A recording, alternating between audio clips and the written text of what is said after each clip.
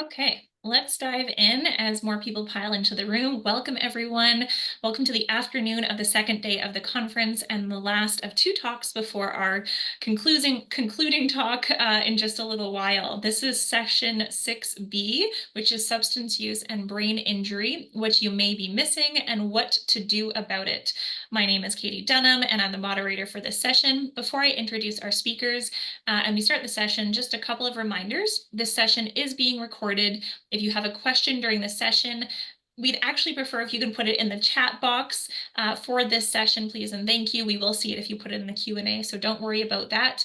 I will deliver the questions to the presenters afterwards, although it may be more interactive and you may get answers throughout the presentation as well.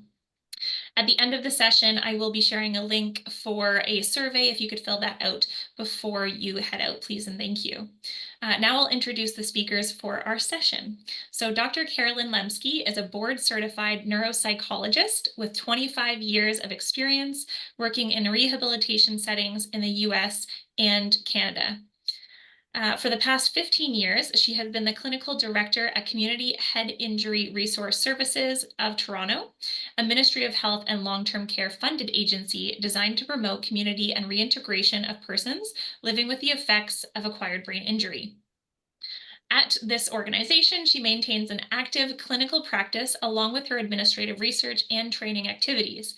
For the past 9 years, she has been the director of the Substance Use and Brain Injury Bridging Project, a research and knowledge transfer initiative funded by the Ontario Neurotrauma Foundation. Along with her partners at CAMH, she has trained over 2,000 mental health addictions and ABI providers in basic skills needed to promote the development of more accessible addictions programming for people with substance abuse and ABI. The program is responsible for initiating screening for brain injury at CAMH and the first Canadian pilot treatment program for comorbid ABI and addiction. Products of the project include a provider's training manual and a client workbook. So welcome. We also have Wiplove Lamba, who is an addiction psychiatrist who was a part of the team that started the RAM Clinic, an inpatient consultation service at St. Michael's Hospital in 2014. He was trained in psychiatry and completed an addiction psychiatry fellowship at the Center for Addiction and Mental Health. His main work involves helping the generalists build competency in working with people who use drugs. He has co-led many skills-based workshops, many of which I've attended, at the local and national level, and helped build and maintain Project ECHO, addiction medicine and psychosocial interventions in Ontario through CAMH. So welcome, Carolyn and Wiplove, and I will hand it over to you.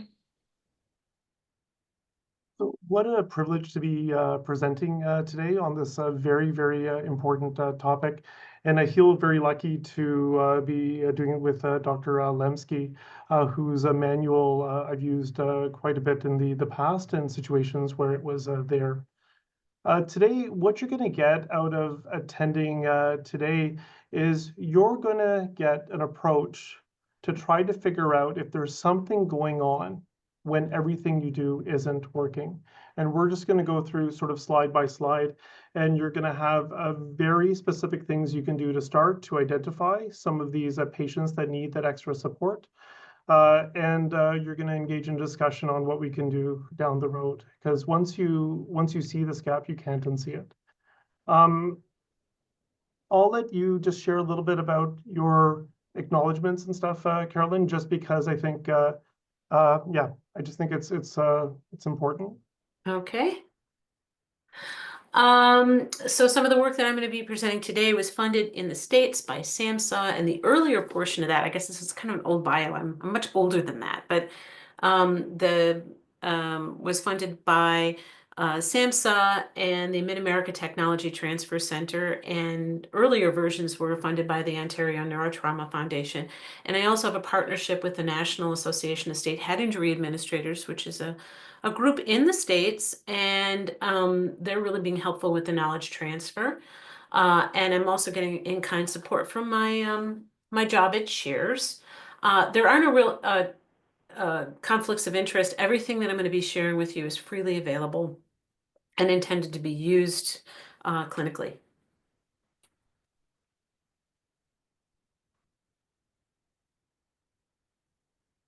Use the next slide. And, oops, I think I'm looking one behind. Okay. Yeah, so I've given presentations for a few non-profit conferences, and they've sometimes covered flights or expenses for it. I was previously on the medical advisory board of the Newly Institute ending in May, and there's investment in the Newly Institute as well. These potential conflicts of interest don't relate to the content of this talk at all. We'll just go on to the next. And everything is pretty much free that we're going to show, including some materials from Australia, which are fabulous. I just wanted to thank the folks that I work with, and also the clients who have informed this work at Cheers and at the Center for Addiction and Mental Health, and lots of physicians. And it's a great privilege to be presenting with Dr. Lamba, because he's been really, really helpful clinically with folks that we've worked with, and always learning a lot. Yeah, thank you for sharing that. I really feel the same way. So after today's session, you should be able to understand and appreciate the value of training addiction providers to recognize neurocognitive impairments. You'll be able to identify recommendations for accommodating the impact of brain injury in ongoing programming, especially in the addiction medicine context. You'll be able to describe resources for staff training and program development, and you'll also be able to engage in a discussion around the adaptations that will allow you to implement some of these suggestions locally. I know with complexity, we always think, oh, let's find this specialized program, let's find this place people can go to, let's find a place we can send them to. But at the end of the day, it ends up being sometimes us that have the best relationship with the person in front of us. And having worked with Carolyn Lemsky around some complex cases, or even just discussing, like, what can we do better? She talked a lot about how we can make patients with these symptoms attend, participate, and get something out of these traditional programs we offer. This is something that is much easier than I initially thought, and also a lot more needs to be done. Next slide. So what I'm going to do is I'm just going to share, I don't know if the conglomerate is the right word, or like a melding is the right word, because in my time at St. Michael's Hospital, my time at CAMH, the time at Ontario Shores, my time over here, there are certain patients we work with where our A game doesn't cut it. And, I think about getting called down to the emergency department. You have someone who's coming in, they're drinking 26 ounces of alcohol a day, they're drinking 40 ounces of alcohol a day, they come in withdrawal, they have multiple seizures. You get them in there, and sometimes you end up, or the emergency physician, it's the person's not intoxicated, they're not in withdrawal, they get discharged then, the withdrawal starts, you just start giving all these benzodiazepines, sometimes phenobarbital, just to cover the seizure risk, but then they get to the point that they're up there again and walking out. And when you look at the chart, sometimes you find 10, 15, 20, 100 emergency department visits in the last year. And then you start to wonder, how capable is this person to make treatment decisions? Every time we see them, they're either intoxicated, in physical withdrawal, or they've had 200 of Valium in their system during the entire time. And then you start to wonder, what are they capable of? What can they do? All that kind of stuff. It's gone to the point where there have been several patients where it's so clear that they're not able to care for themselves. It's at the point where they're found in their home, they're surrounded by like empty Listerine bottles. It's something where they're getting up and falling, having different bleeds over and over and over again. And sometimes after the 20th, 50th, 100th, 200th emergency visit, someone says, hey, I'm not sure if this person can function. Let's keep them here a little bit longer. Let's get them through that full withdrawal, and let's figure out what their actual functioning is in some kind of way. And sometimes you go through that process and you realize they have deficits. Maybe you do a Montreal cognitive assessment. Maybe the score is 15, maybe the score is 10. Maybe it sort of fluctuates here and there. Maybe they have balance difficulties. Maybe they have no contact with their family. And depending on the place that I work and depending on the person that sees them, every now and then you get a 35-year-old or a 40-year-old where they do that full cognitive assessment, and they realize that even the person nods, smiles at the right appropriate time socially, they can't open a jar, they can't use a microwave, they can't. And then we give them these phone numbers or these places to go and visit when they leave, hoping that they'll come back and through. Sometimes you get it when somebody has a case manager or a caseworker and the person shows up to the appointment, and while they're there, they're like, yes, yes, yes, but they go back home and all of a sudden there's no motivation, there's no drive, they're procrastinating, they're sort of stuck there. So when they have that engagement, all of a sudden that stuff happens. And I know all of us have seen these patients. I know all of us have seen these patients, and I know all of us have felt completely helpless in trying to figure out what can we offer this person? Is this truly a choice where the person wants the pattern to continue? Or are they so enmeshed in the alcohol where there's always 40 ounces per day in their system that's part of what's guiding their judgment? Or is the withdrawal guiding their judgment? Or maybe it's that fear once they have those 3 days of clarity, maybe the trauma comes back, maybe the nightmares come back, maybe the flashbacks come back, and they just can't imagine a world without the alcohol. We'll just go to the next slide. So these things come up on a regular basis, and the things I wonder to myself, as a society, as a clinician, as a healthcare provider, as a psychiatrist that sometimes takes people's freedom away for a short period of time when they don't have the ability to care for themselves, or they're trying to kill themselves, or they're a threat to others. I ask myself, is this person worthy of some kind of a capacity assessment when they're sober? Is this someone that we need to find a way that we can get the alcohol out of the system for a couple of days? And I still remember I was talking to a colleague of mine who does the assessments for transplants for people with alcohol use. And what she was telling me was that sometimes it takes 4 to 6 weeks till the psychological impact of the alcohol is clear. So we're not talking the physiological withdrawal, but in terms of values, priorities, what you care about, the strengths, all that kind of stuff. So I asked myself, should we be trying to create an environment where we can actually get what is this person's capacity? And it's so hard because sometimes they have withdrawal, they have cerebellar degeneration, sometimes they have falls and they have microbleeds. That's one thing that I always forget. You have somebody that comes in intoxicated. When you look at the teachings on it, so many times they have these small subdural, small subdural, small subdural. Is this person at a risk of self-harm? At what point do you look at it? Is it 1 fall per day? Is it 10 falls per day? Is it 20 falls per day? Is it if they're constantly just drinking and falling, they say the right things when they're sober and go back out? When do we intervene? And part of this thing is that I feel sometimes what I'm waiting for is something so horrible to happen that the person can't walk, the person can get out, the person can't eat themselves, and then all of a sudden they've crossed that threshold. And if it's something where we're going to be giving unconditional compassion and love without structure, and without the structure, the person's cycle just continues, should we find a way to be a bit more honest with ourselves that, maybe we do have to shift to more of a palliative care, or more of a harm reduction, or more of a compassion-based approach, as opposed to this acute intervention here, there, and whatever that might be. And these are more philosophical things, because I think once we start screening for it, once we start seeing it, once we start identifying it, once we start categorizing it, unfortunately, we can't unsee it. Just like the same thing that's happened with trauma, right? The same thing that's happened with the harm reduction approaches now. We know that they're life-saving, they can keep people in treatment. We can't just offer abstinence-based care anymore. And once you see the numbers, the percentages with acquired brain injury, we can't unsee it. And then as a society, we have to figure out, what do we do about this? What are we going to? These are more questions for down the road. Maybe at some point we'll get in one of those discussion groups at Medify, where we get to hash out some of the complexity and try to figure out how to implement it. But for now, these are questions to keep in the back of your mind. And Carolyn, I'll just have you go to the next sheet. Next screen. Oops. And at some point, there was a slide before that where at some point we do have to think about the Mental Health Act. And the things that I think about is just that I don't think about that 6 weeks that my friend said.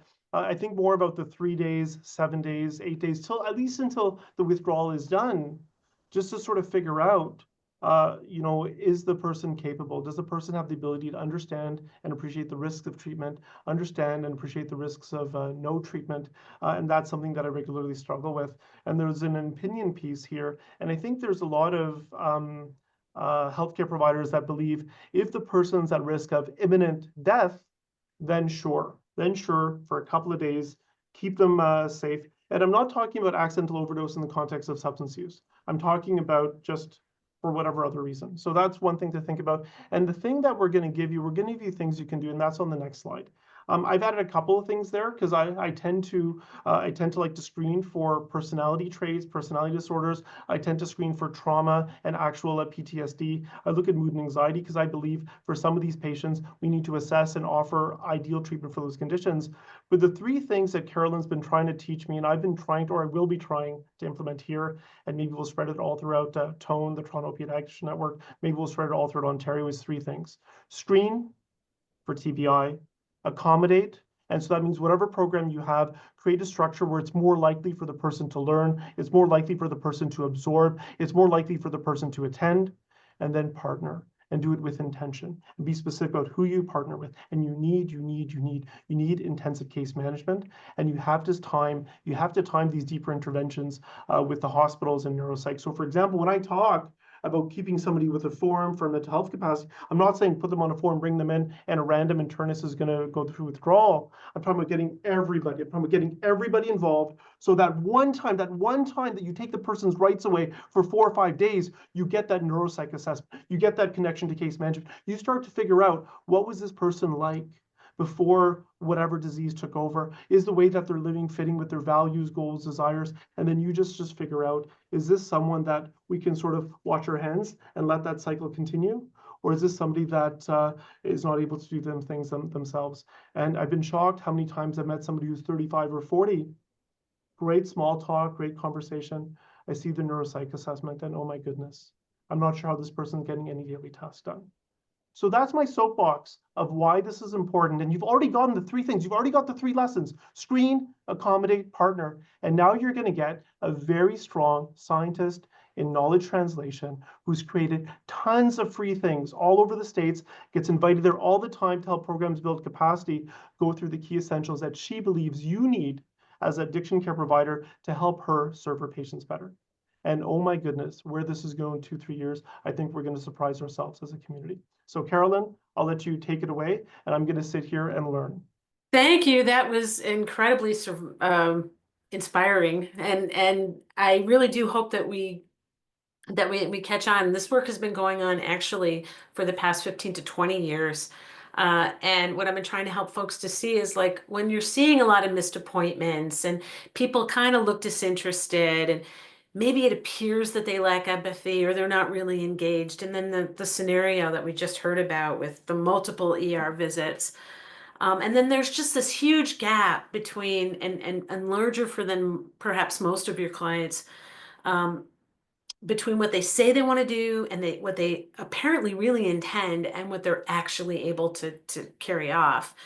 And maybe they have a reluctance to plan ahead. Maybe they seem to forget what their goals are, or they appear more impulsive. And that is what neurocognitive roadblocks look like. And so the whole pitch here is to be thinking, I don't want to think that this is like intentional. I want to know that I'm not misattributing a neurocognitive problem and then doing whatever I can to help a person to accommodate. So full disclosure, I took kind of a much longer workshop and I tried to sort of cram it into about a half hour so we would have a chance to talk. So what I did was I sort of piled some of the references and a lot of the resource materials into the end of the slides that I probably won't go through, but I'll point to. And I've just learned that what we can do is have a PDF of the slides available with some of those links when this gets posted to Medify, or it can get distributed on apparently a Medify email. And so I may breeze past some stuff, but hopefully there'll be a pretty clear way to kind of go back and have a look. So first I'm going to talk about what is a brain injury, very high level overview of how brain injury and substance use intersect. And hopefully if I have a good frontal lobe and I'm not, riffing off book too much, we're going to get to exactly what to do, screening, accommodating, and partnering. And I'll give you kind of a flavor of what that looks like, but the more in-depth materials, and it's presented in, I hope, an organized and accessible way, is in the Brain Injury Toolkit and the workbook, which is an example of how to modify treatment that I'll tell you how to get your hands on free at the end of the presentation. So first of all, what is a brain injury? And different societies have slightly different definitions, but the real crux of it is it something external, a blow, or maybe a penetrating wound, such as a gunshot wound, that causes some change in neurological functioning. And so what you're looking for when you're diagnosing a brain injury are the clinical signs of alteration of normal brain function. And they usually include a loss of consciousness, maybe a loss of memory for the event. So they appear to be functioning, but they look a little disoriented, but they're not exactly remembering what that event was. Less commonly, focal neurological impairment like muscle weakness or change in vision or speech, and that might happen with a penetrating wound, like a gunshot wound, for example, even without a loss of consciousness. So it's really what you're looking for is that alteration in mental state. And the classification for the severity of brain injury really hinges on how much of a change has there been in normal brain functioning that's observable and how long that loss of consciousness was. So when we talk about concussion, you may have some change, but brain injury with loss of consciousness or a mild traumatic brain injury with loss of consciousness may go anywhere from just very momentary to about 30 minutes. And then we talk about a moderate injury is up to 24 hours. And then after 24 hours, we're starting to talk coma, and those are more of the severe traumatic brain injuries. And what we want to think about is that concussions are mild traumatic brain injuries, but not all concussions are the same. They also vary in severity. And so I'm just putting this up to give you an idea about a lot of work that's been done in the epidemiology of traumatic brain injury, both in Canada and broadly across North America. And some of the best work has been done using the screening method that I'm going to be kind of briefly introducing to you. To look at lifetime prevalence of brain injury. So what's happened across a person's lifespan. And I'll try and justify why that lifespan screening becomes important.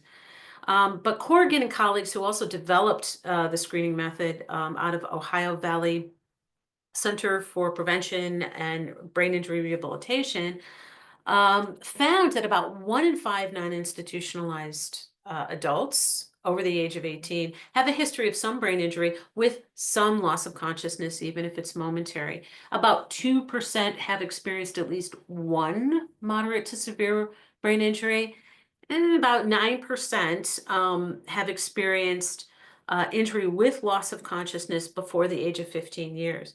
Now that may differ, these numbers may differ from what you see elsewhere in reports like the one that I have here, primarily because they rely on hospitalizations. And what we know is that a lot of brain injuries will occur, even those with loss of consciousness, without hospitalization, particularly for some of our more involved and marginalized folks. So when we think about brain injury, outcome is correlated, but it's not fully determined by injury severity when we're looking at the acute signs. Repeated mild injuries like blast and subconcussive hits, we know that they may not come with a change in cognition early on, but as they accumulate, they may have long stream effects that include neurodegenerative diseases like chronic traumatic encephalopathy. And it isn't just the injury to the brain, but it's also the brain that's injured. And that comes in when we think about the age of injury, how healthy the brain is, what else is happening, including a person's use of drugs. So the pattern of traumatic injury isn't random. There's kind of a fingerprint that goes with it. And if you see on the right-hand side of the slide, that kind of diagram that has kind of the dopaminergic tracks that are all really a part of the reward system, highly affected in addictions. And what you'll notice is, and this is a fabulous graphic from David Arsenagas, who, if you get a chance to read some of that work, really helps you to understand brain function and its vulnerabilities. Shows you that the cortical areas, that outside area of the brain, the kind of crust of the brain where most of the advanced processing occurs. And it's really the frontal lobes, the prefrontal lobes, the temporal poles, and some of the areas deep inside of the brain that are really most vulnerable to traumatic brain injury, either because of the way the brain sits in the skull and how it bumps up against that cranial vault, and also the kind of the tendency for the neurons to twist or have axonal shearing. And in a milder injury, they may just stretch a bit and come back to conformity, or they may stretch and break a bit, or they may be completely severed depending on the severity of the injury. And that tends to have the impact of separating some of those cortical advanced areas of that were executive functioning and some of the more advanced cognitive functions are from the memory machinery that's deep in the temporal lobes, and that allows for emotional the perception of emotion and the generation of emotion. And so we have people who have kind of this disorder of disconnection, whether it's temporary, like a concussion and it kind of heals, or whether it becomes lasting. And I'm not going to get a chance to talk about this in any great detail. I just put these slides in just to sort of point out that first electrical the perturbance, the first bit that happens after a brain injury. In a mild injury, it may sort itself, and the whole process may be, hours to maybe a day or two, or a more severe injury, weeks to a few months, or a very severe injury over the course of several years.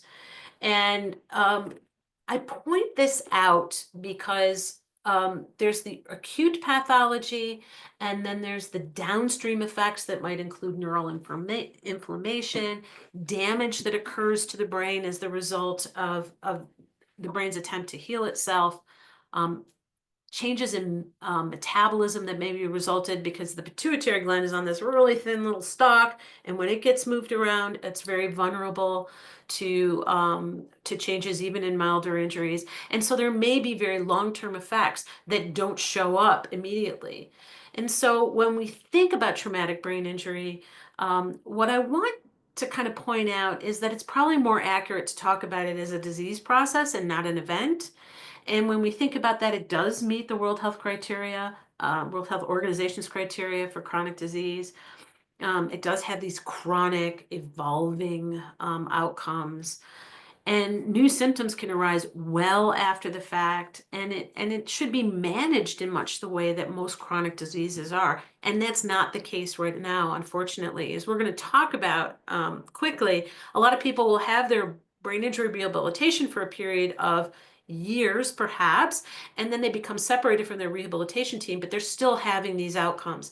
And it would be the model that even in legislation that's just recently going through, we're trying to look at how do we get a chronic disease model that would be more like, say, a diabetes clinic, where there's kind of one-stop shopping for all of the potential outcomes. I think that's off in the future, and we have a lot of work to do kind of in the meantime. So the populations that are most at risk for brain injury, and top of the list, people who use drugs. Military, very vulnerable group. People who are surviving intimate partner violence or other forms of domestic abuse. Athletes, and goes to some of those subconcussive hits and sometimes frank concussions. People with previous TBI, once you've had one TBI, you're at triple the risk for another TBI or repeated TBIs. And you'll start to, if you start to screen for brain injury, start to see that these are complex histories that you're unearthing. People who are homeless or marginally housed, and any marginalized or rural or remote community has a higher risk. And the long and the short of it really is that any population that has reduced access to the social determinants of health is at higher risk for brain injury. And I'll pop up one example of that, which is this is an amazing set of studies. If you're interested in looking at the impact of brain injury and homelessness, and very briefly, what their data are showing is that there's a very high proportion of folks who are living with moderate to severe brain injuries. It's 4 or 5 times what it is in the general population. 82.1% in their population, and these findings are not one-offs, they are replicated in other settings, have a history of at least one brain injury with loss of consciousness. Females seem to be more at risk than their male counterparts. And that first moderate to severe injury occurred before the homelessness, so there seems to be some causal relationship there. And then that's the gift that keeps on giving. Once you've had that one TBI and you're marginally housed, you're at extreme risk of acquiring more injuries, either as the result of falls or perhaps toxicity episodes or overdoses. And so it's really something to be thinking about. So this is just a brief overview of some of the studies. I haven't exhaustively kind of cited this, but very briefly, about 1 in 5 in the general population in substance use, where we are treating substance use of all different kinds, it's about double that. It's about 2.5 times for psychiatric inpatients. It's about 2.5 times, and actually I've seen data that go up to 4 times higher in, so up to 75% of people who are incarcerated. It's like 80% of people who in the US are on death row. And then folks who are homeless. And that's a recurring finding, that people who are chronically homeless or marginally housed have as many as a half to sometimes in some populations 80% with this history of brain injury. And in the population that we're talking about, and that Wiplove was just mentioning, now these chronic folks who have concurrent disorders, likely a serious mental health issue along with their substance use, it's about 80% will have a history of brain injury with loss of consciousness. And about 25% of them will have a history of moderate to severe brain injury, or enough mild injuries to have really accumulated quite a significant amount of cognitive impairment. And one of the things that we know about from various different kinds of ways of studying it in both animal analog and in human studies is that a brain injury and substance use, or a brain injury and PTSD, are worse together in terms of cognitive functioning than either is on their own. So there seems to be some synergistic effect. And the other thing to point out is the folks with these early injuries, and this is why I'm advocating to screen for lifetime history, is that these early injuries seem to be associated with the presence of psychotic spectrum disorders, and that first use is earlier, and they tend to have more severe patterns of use. Now, I talked a lot about US data, but I am a Canadian citizen and I've been doing some research here. And we did screen at CAMH, and I'm not going to get a chance to really talk about these data, but they replicated almost exactly what we were seeing in similar populations. And this is just one example. We screened all comers to White Squirrel Way in Toronto for at CAMH, whether they were coming for tobacco cessation or whether they were intending to attend a concurrent disorders program. And 24% screen positive, 20% mild, and 4% moderate to severe, and 28% of those injuries occurred before the age of 15.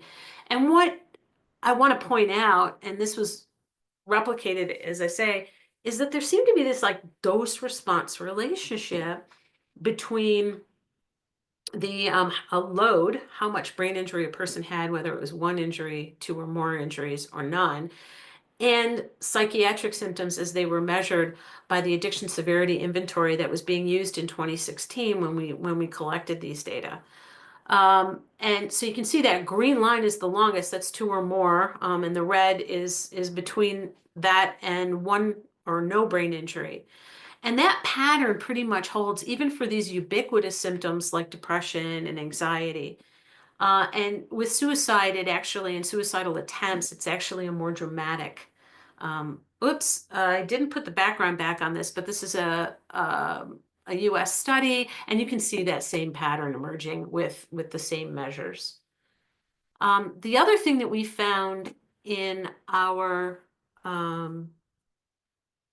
data is that it was this middle group of people who maybe had several mild traumatic brain injuries, or a number of overdoses and a mild traumatic brain injury, or maybe 1 moderate injury. And these were the people that you spoke with, and they were socially great. It was kind of an invisible disability that they were living with.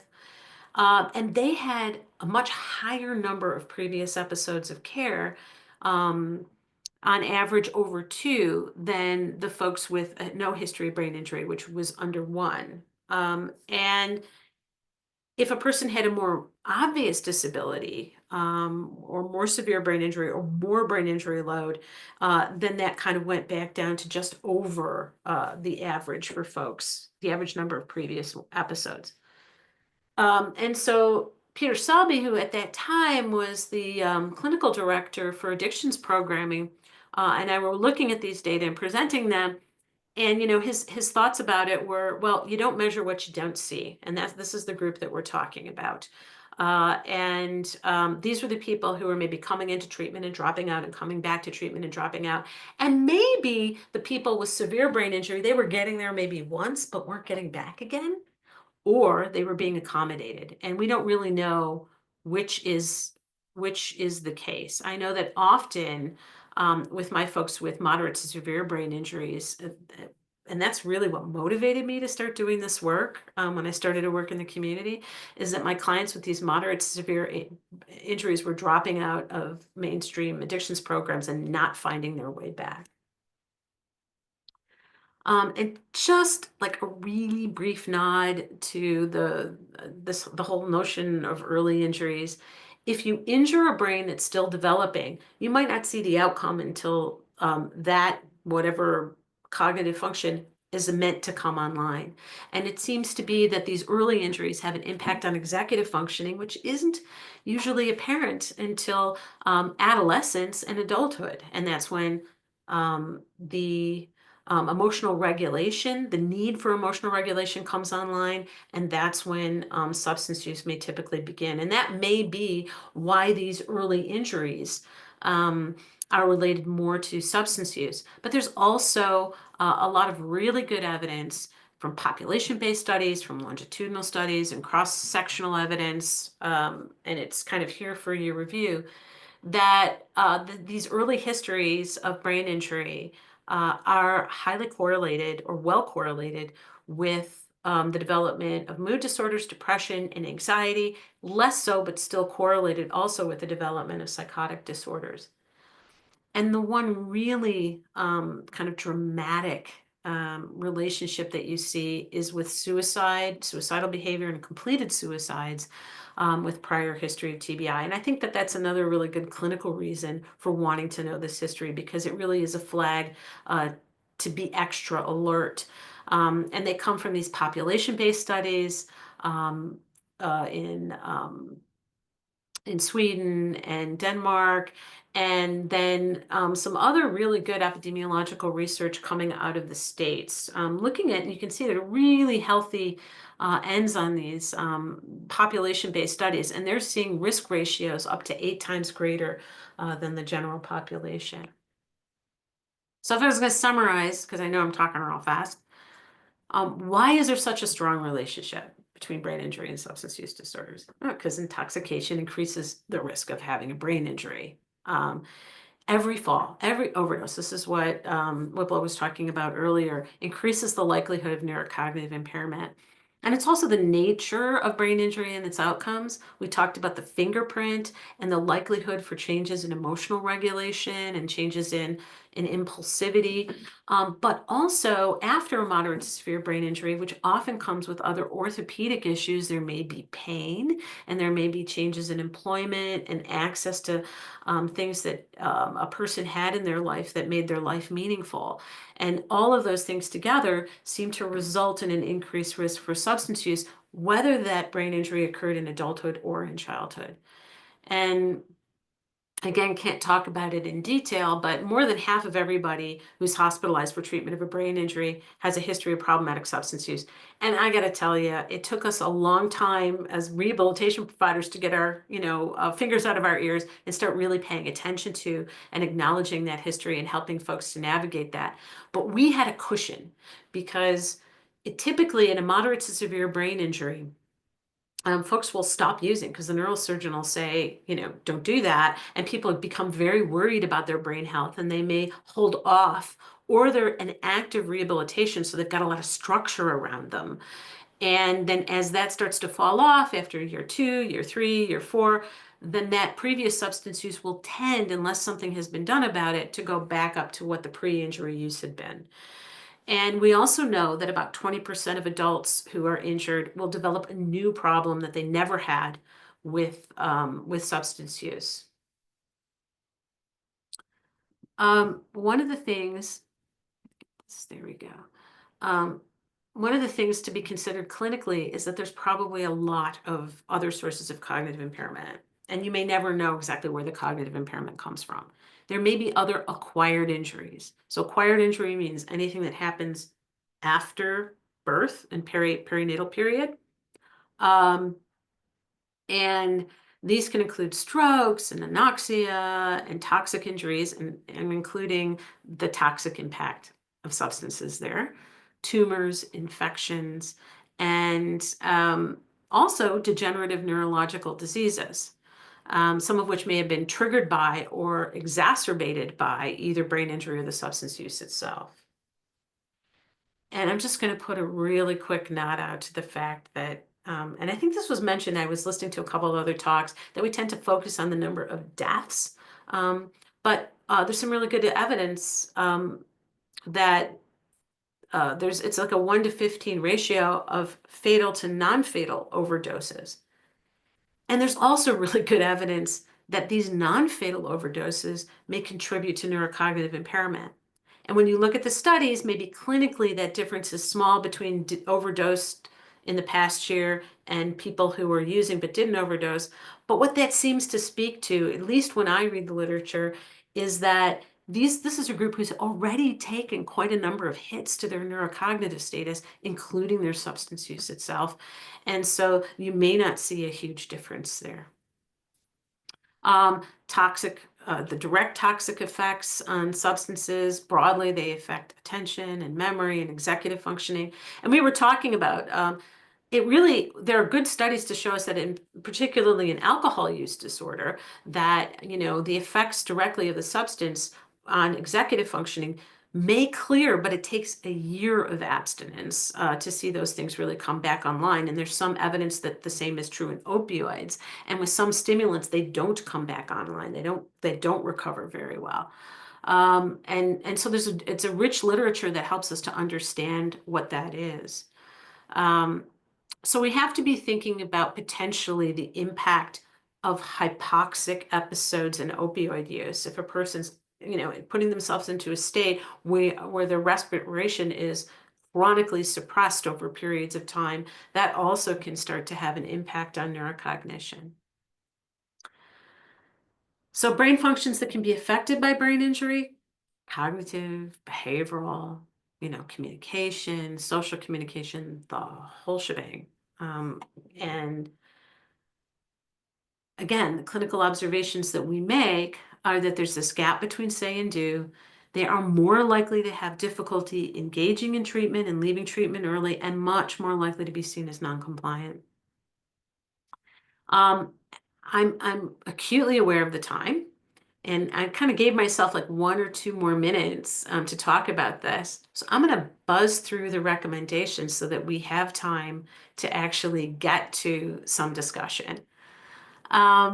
So routine screening, learning to recognize when behaviors are the result of neurocognitive changes, making programs more accommodating, and then viewing complexity, the kind of complexity that Wiplove was talking about at the very beginning, anticipating that that's a rule and not an exception, so that when we're designing new service systems, we're including that in the calculus. And we need these care plans that include long-term supports, right? So I'm just going to very quickly introduce screening. Again, the reasons for it: lifelong history is important. A lot of that stuff's not going to be in the medical record. You want to know about that stuff. You want to have a screening measure that has a good deal of research behind it. It's valid and reliable, and it can give you that whole lifetime history. And I would say that that's the Ohio Valley State Identification Method. And I'm going to point you to, they have online training programs for it. This is the form. Looks more complicated than actually it is. It's 3 steps. They give you these very detailed prompts to elicit injuries from falls, from motor vehicle accidents, from other potential illnesses. And then after you've elicited this history, you kind of go back and get the details of that injury, the age at which it occurred, whether or not they know about a loss of consciousness, and whether or not there was like a memory gap there. And then thirdly, you're going to identify people who might have had a period of multiple injuries, like a period of abuse or a period of playing football, and then the ages at which that occurred, and what was the typical effect of those injuries, and what was the worst effect of those injuries. And then you're going to interpret those findings, and you're going to look for the worst injury, you're going to look for the first injury, multiple injuries, and then you'll have a sense for how much neurocognition is really going to be impacting these folks. There is a quick screening method that gives you a briefer version of that screening. Once you get good at the first one, it takes 3 to 5 minutes. If a person has a very complex history, that's probably a worthwhile conversation to be having with them anyway, because it'll be nestled in all sorts of other information about their life. And so I recommend the full one, but Dr. Corrigan has really kind of given us this option of these briefer questions, and you'll have those on the slide. And then also questions to ask about episodes of overdose, knowing that that might have an impact on what a person is up against. The basic argument for doing the screening, because we know that just saying, hey, it's a good idea, and training you how to do it doesn't mean it's going to happen, because you really need support from sometimes provincial support or administrative support or institutional support to kind of take on these episodes. So my partner and I from KMH, Tim Godden and I, kind of put together our recommendations for administrators, and you can find that in Healthcare Quarterly. And that just kind of reviews some of the justification for it if you're in a position where you have to argue for this is a good use of our time. And then what about intervention? I'm not going to get a real chance to talk about it, but it's in the toolkit. And there's a whole host of things that have multiple meta-analyses and great RTCs in the general population. And from what I've just told you, you got to be convinced that there were some people with a history of brain injury involved in those trials, even if they weren't identified. There is some ABI evidence. And we know that incentives, modified motivational interviewing, programs that include case management, like community reinforcement and family training, harm reduction, all of those things have good evidence and are probably very helpful for the group that we're working with. A lot less so for pharmacology, although the groups that I work with, and Dr. Wiplove included, we have a neuropsychiatrist that we try to make available, who knows the brain injury side of things. And we're kind of muddling along and finding that these medications are really quite helpful for this population as well. So yeah, we want to get people in treatment. We want to keep them there, because cognitive impairment really is a big reason why people don't actually stay in treatment. And what you can do is just assume people are doing their best. Learn about the neurocognitive things that you can do. So to change the mechanics, reduce the learning load of the things that you're doing in your treatment. And there's a lot of specific recommendations in the toolkit that you can read about. And then neurobehavioral, a lot of our clients aren't going to recover necessarily their executive functioning. They need environmental supports, and they need our intervention to help them accept those environmental supports. And so there's a difference in the character. They need help showing up, paying attention, remembering what to do, deciding what to do, planning what to do, starting and evaluating. And we can reduce their cognitive load by slowing down and using routines, setting very clear goals and agendas, breaking down tasks. I mean, like when I give these workshops, somebody said to me, well, I just asked them to do a housing application. Think about how many steps are required. You have to acquire that housing application. You've got to figure out how to get that thing. You have to figure out how to fill out all the blanks on there. You got to figure out when it should be turned in. And there's so many steps to these things that we really take for granted. So really being much more supportive in those kinds of processes. So I'm going to stop talking because I want to have some time for discussion. But a lot of these kind of adaptations in the toolkit that I'm going to reference to for you, it's all laid out in a tabular format. And it really is, it's intended to be turnkey. And there's another really great Australian resource that the alcohol cognition enhancement program that I have links to. It's a turnkey program. They have a modification of the MOCA that's designed for addiction settings. And they have videotapes. How do you do it? How do you interpret it? How do you help people to accommodate? So that material is all there for you, and it's free. And the findings suggest, and some of these papers are listed in that it not only improves outcomes, it reduces dropout by as much as 50%. It also improves client outcomes, client satisfaction, and staff satisfaction. People like doing this intervention because it's effective and the clients like it. Now I'm really going to shut up. So we'll make sure the full slide deck is shared so you can see some of these resources. They're listed at the end. All of them are free. There's some really good ones that have been written by Carolyn as well. There's a few questions that have come up so far in the chat. I can just sort of go through them and have you answer, just because if we have a neuropsychiatrist, why should I pretend? So is acquired brain injury from overdose significantly different than mechanical injury? It is in many ways. So the anoxic injuries that occur are much more likely to have an impact on sensory functioning, vision in particular, and motor functioning. And the reasons for that is that the injury has the anoxic injuries have the greatest effect on the areas of the brain that use the most glucose and oxygen. So that would include the cerebellum, which is responsible for movement, and the hippocampus, which is the memory machinery that's responsible for sort of indexing memory and making it recallable.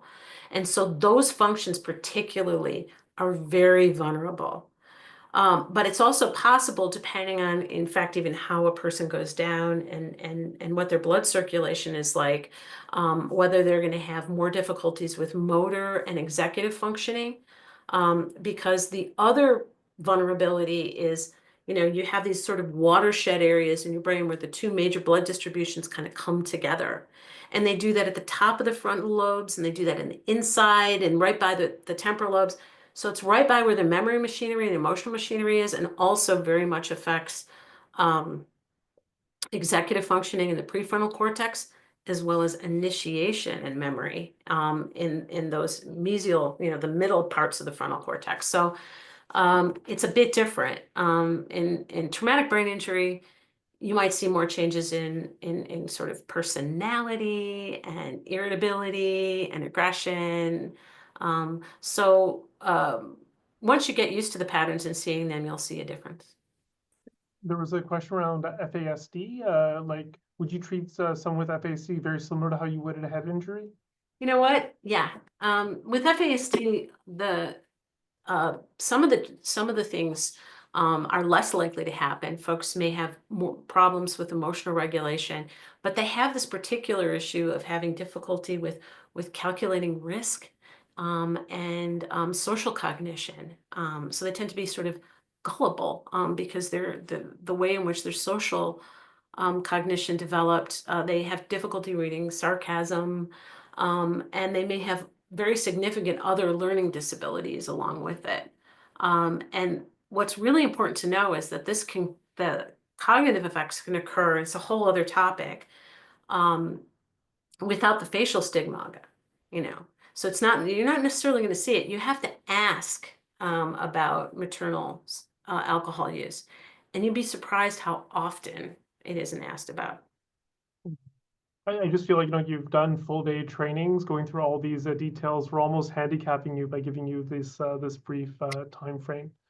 There is a question here around, have you heard of any hard hub models incorporating screening, accommodation, partnering to program delivery plans? I suspect not everybody knows what the hard hub plans are. I don't think they've been broadly disseminated. And I hope someone's listening and reaches out to you to figure out how can you make it so that people with TBIs can attend. And Carolyn has a lot of experience being recruited by very expensive treatment programs in the States to try to make their programs TBI capable. So really is a untapped resource here in Ontario.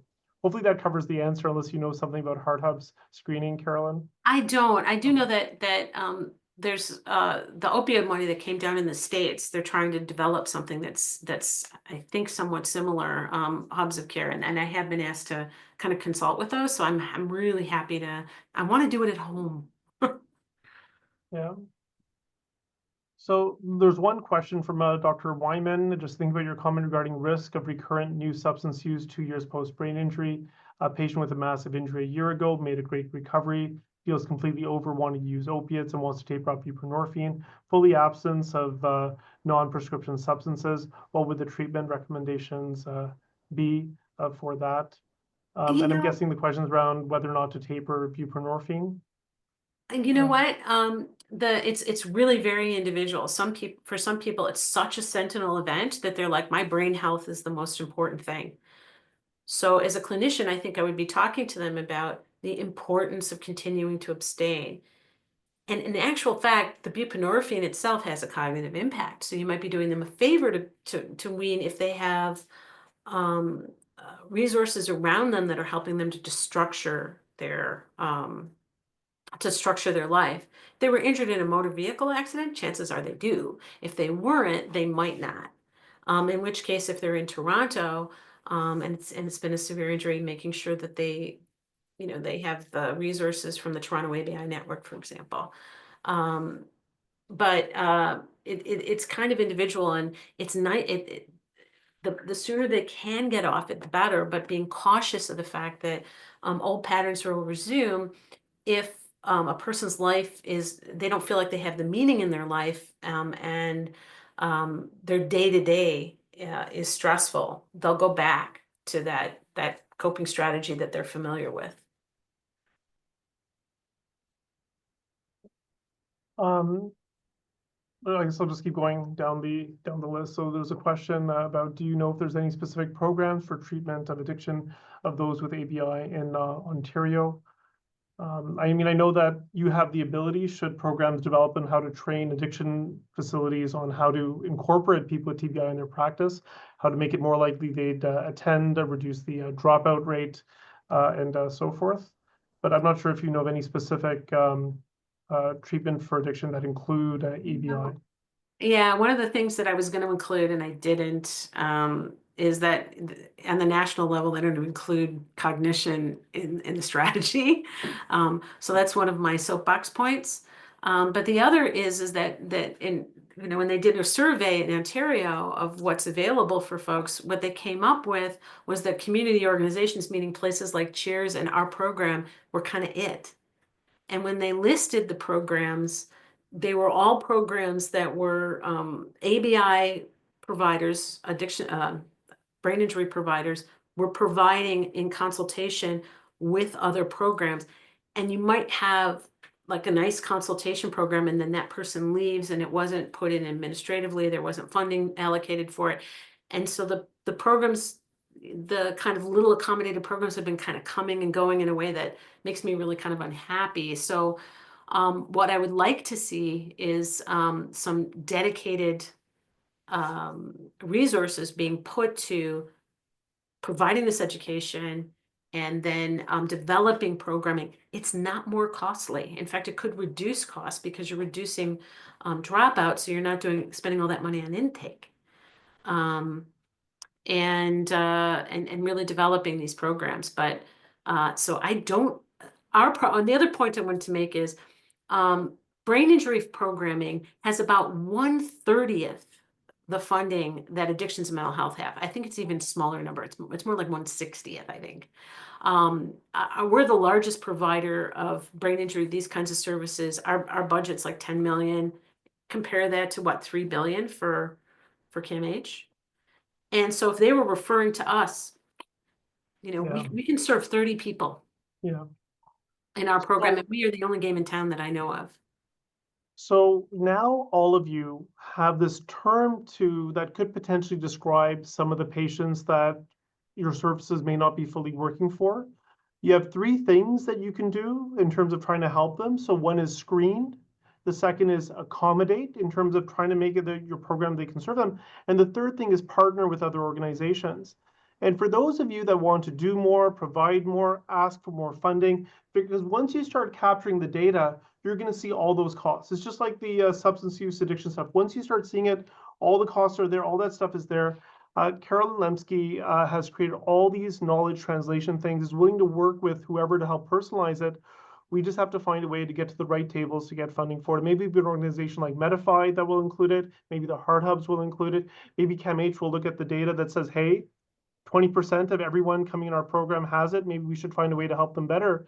And maybe there's language we can shift from not motivated, not interested, whatever it might be, and then work on creating an environment where they're more likely to enter care. And so I just know all of you have gotten one or two ideas that are going to help your practice. And I hope this comes up again and again as a topic. And thank you for Carolyn for squishing down your 1, 2, 4-day workshop training programs into a 40-minute soundbite that all these healthcare providers are going to take with them and be inspired to bring into their practice when the opportunity comes up. Oh, I hope so. Thank you so much for the opportunity. I put my name, I put my email in the chat. So if your program is interested, it might be that we have a link. If we don't have a link, and I'm really happy to try and follow up with folks. That's beautiful. Thank you so much, everyone. Just a reminder that our closing session is at 2:45. Please join that one. But in the meantime, not to say that anyone in particular will be there, but if Carolyn has time, there are chat rooms in the lobby that anyone can join if you didn't have your particular question answered, or if you wanted to have more networking, sharing of emails, or any other information. Maybe go to the general chat in the lobby and you can continue the conversation there. Otherwise, I will see everyone for the closing remarks at 2:45. Thank you so much. Thanks.